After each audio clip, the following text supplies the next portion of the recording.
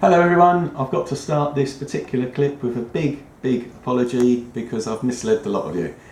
The information supplied by Jerry Pike about the All Is record store not having a particular studio around the back of it is correct, and the garage that they padded out round the corner and soundproofed and used as recording is also correct.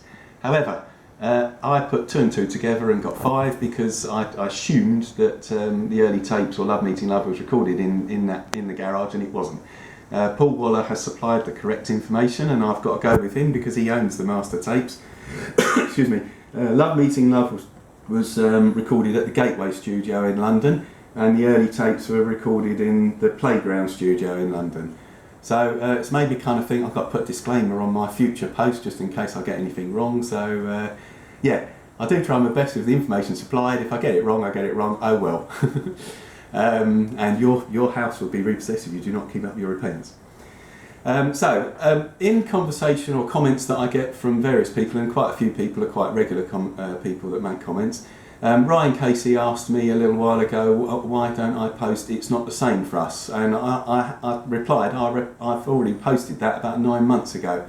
Also, Corinne Graves asked me a question, and again the answer to that was I've already posted that.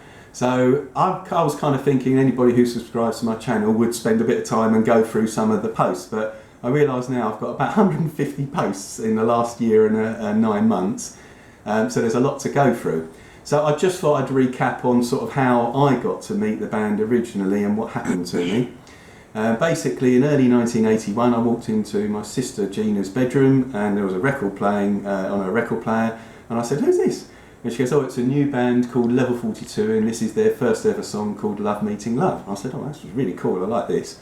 Literally a few weeks later I was going through my local paper called the Ilford Recorder and saw a little advert, and I mean we're talking this big, that said Level 42 playing at the Redbridge Technical College in Chapel Heath, Redbridge.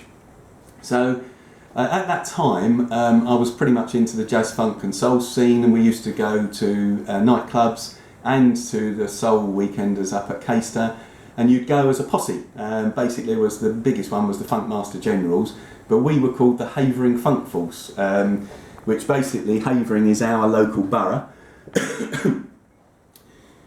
We started just 4 of us, which included Colin Sladden, Bob Jolly, David Redden, and built to about 30 of us. I think was the most we ever had turn up at a nightclub.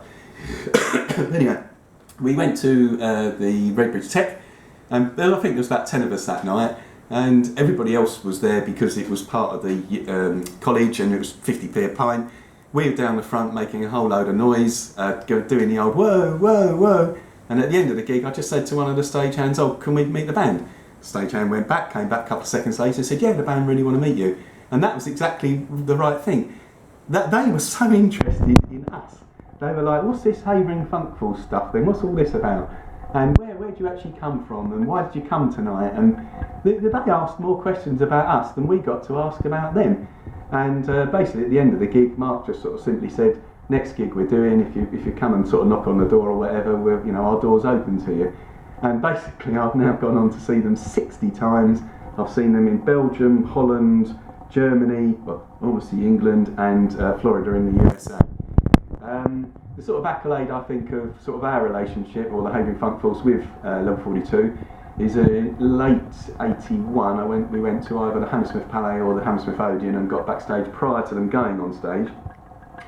And I took Mark one of the Havering Funk Force t-shirts, and he swapped it basically. So this is him backstage wearing it, this is him on stage wearing it, and basically he gave me this t-shirt, which obviously I've still got. I doubt if Mark's still got my Havering Funk Force t-shirt, but there you go.